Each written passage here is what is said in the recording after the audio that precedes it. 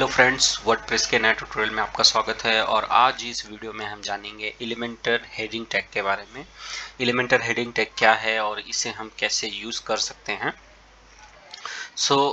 Elementor heading add करने के लिए हमें सबसे पहले सेक्शन ऐड करना होगा। तो मैं यहाँ पे जाऊँगा और एक सेक्शन ऐड करूँगा। एलिमेंटर में जब भी हम कोई सेक्शंस ऐड करते हैं तो उस सेक्शंस को पहले हमें कस्टमाइज़ करना होता है अपनी रिक्वायरमेंट के हिसाब से। फॉर एग्जांपल वो हमें फुल विड्थ में चाहिए या कितनी हाइट पे चाहिए। उसके लिए आपको इस 9 डॉट पे क्लिक करना है और यहाँ से बोलना है एडिट सेक्शन। तो सबसे पहले यहाँ पे आपको 3 ऑप्शन दिखाई देंगे, लेआउट, स्टाइल एंड एडवांस। ठीक है, तो सबसे पहले हम लेआउट में जाएंगे। लेआउट में हम देखेंगे हमें यहाँ पे 2 ऑप्शन दिखाई दे रहा है, बॉक्स टाइप और फुल विड्थ। तो आपको ये देखना है कि आपको ये जो आपका सेक्शंस है, ये देखिए ये बॉक्स टाइप है, मतलब यहाँ पे जो है लेफ्ट एंड राइट साइड में मार्जिन है। मुझे ये फुल विड्थ चाहिए तो मैं इसे फुल विड्थ ले लूँगा। और यहाँ पे जो कॉलम गैप है, ठीक है, यहाँ पे मैं इसे डिफ़ॉल्ट रहने देता हूँ। यहाँ पे हाइट में फिट टू स्क्रीन अगर मैं बोलूँगा तो ये पूरी स्क्रीन पे फिट हो जाएगा, बट मुझे फिट टू स्क्रीन नहीं चाहिए, तो मुझे मिनिमम हाइट चाहिए। तो यहाँ पे मिनिमम हाइट में मैं इस तरीके से वैल्यूज़ को कम या ज़्यादा कर सकता हूँ। तो मैं यहाँ पे हाइट लेता हूँ एक 320। फिर कॉलम पोजीशन मिडल, मतलब अगर मैं इसे टॉप करता हूँ तो ये टॉप में चला जाएगा, और इसे मिडल में करता हूँ तो मिडल में, तो मुझे ये मिडल में चाहिए। ठीक है, इस तरीके से आपने जो सेक्शंस ऐड किया ये कस्टमाइज हो गया है आपकी रिक्वायरमेंट के हिसाब से या मेरी रिक्वायरमेंट के हिसाब से। अब मैं जाऊँगा यहाँ पे 9 डॉट्स पे मैं क्लिक करूँगा तो यहाँ से पे हेडिंग टैग है, और हेडिंग टैग को मैं यहाँ पे ड्रैग एंड ड्रॉप कर दूँगा। ठीक है, अब हेडिंग में यहाँ पे मैं डालूँगा अपना एक टाइटल, एलिमेंटर ट्यूटोरियल। ठीक है, यहाँ पे मैंने एक डाला कि एलिमेंटर ट्यूटोरियल फॉर हेडिंग। ठीक है, अब यहाँ पे मैंने डाल दिया ये।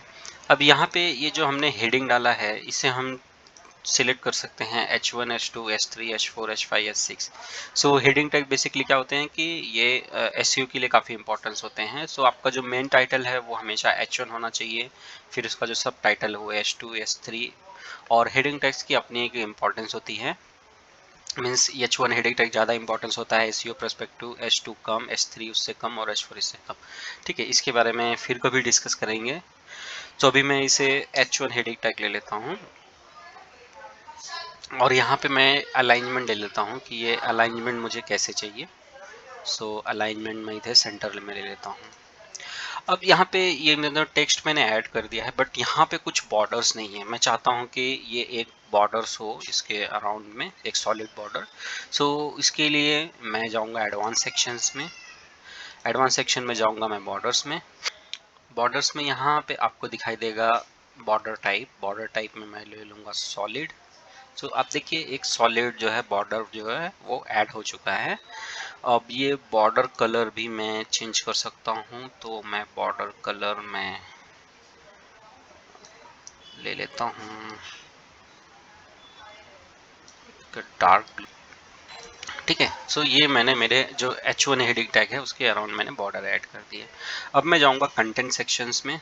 यहाँ पे हमने सभी ऑप्शंस देख लिए हैं। अब हम जाएंगे स्टाइल सेक्शन में। स्टाइल सेक्शंस में अभी हमारा जो हेडिंग टैग है उसे हम टेक्स्ट देंगे। यहाँ पे आप जाएंगे टेक्स्ट में, और यहाँ से आप जो चाहे कलर वो ले सकते हैं। तो यहाँ पे मैं रेड कलर लेता हूँ। फिर यहाँ पे आता है टाइपोग्राफी। टाइपोग्राफी सेक्शंस में जाके आप जो है फॉन्ट वगैरह दे सकते हैं। यहाँ पे फॉन्ट में मैं जाता हूँ, एक फॉन्ट सेलेक्ट करता हूँ, या मैं यहाँ पे डायरेक्ट मेरा फॉन्ट सर्च करता हूँ, जैसे कि मुझे ओपन सेंस फॉन्ट काफ़ी पसंद है। मैंने ओपन सेंस फॉन्ट ले लिया। अब यहाँ पे फॉन्ट साइज पिक्सल, यहाँ इस तरीके से मैं एक पिक्सल में अपना फॉन्ट साइज ले लेता हूँ। यहाँ पे मैं ले लेता हूँ 30 कुछ छोटा लग रहा है तो मैं ले लेता हूँ 40।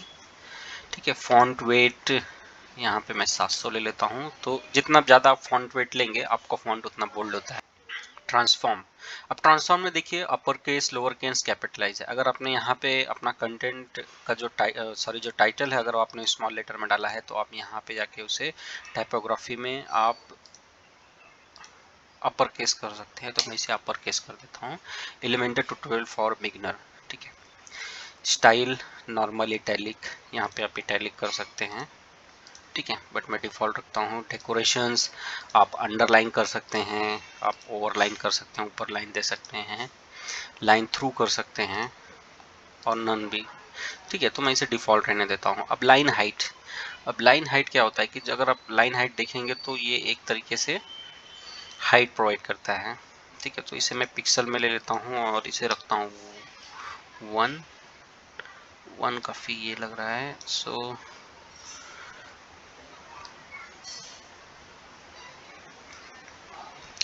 44 50। और लेटर स्पेसिंग आप देखेंगे कि थोड़ा सा स्पेसिंग कम लग रहा है मुझे, तो मैं लेटर स्पेसिंग थोड़ा सा बढ़ा दूंगा, ठीक है, इस तरीके से,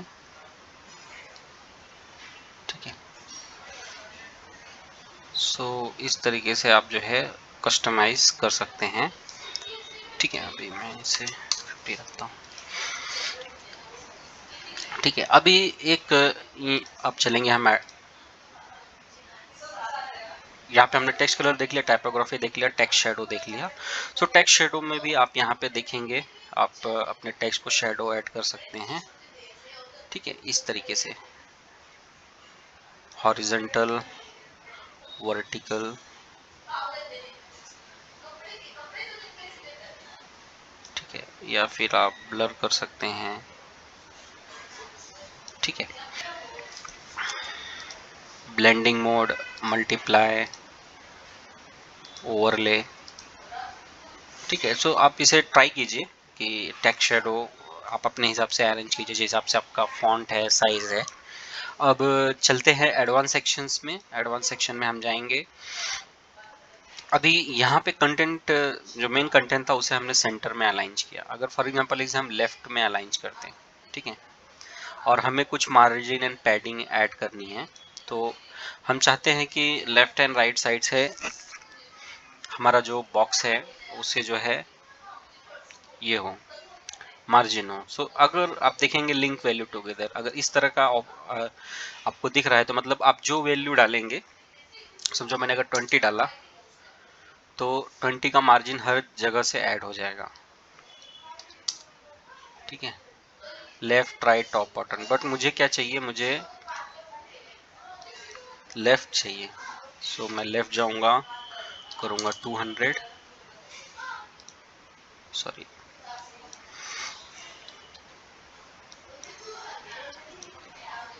इस ऑप्शन का मैंने चेक किया। अब मुझे चाहिए यहाँ से 150 लेफ्ट से, और राइट से चाहिए मुझे 150, ठीक है। और मेरा जो कंटेंट है इसे मैं सेंटर में ले लेता हूँ, ठीक है।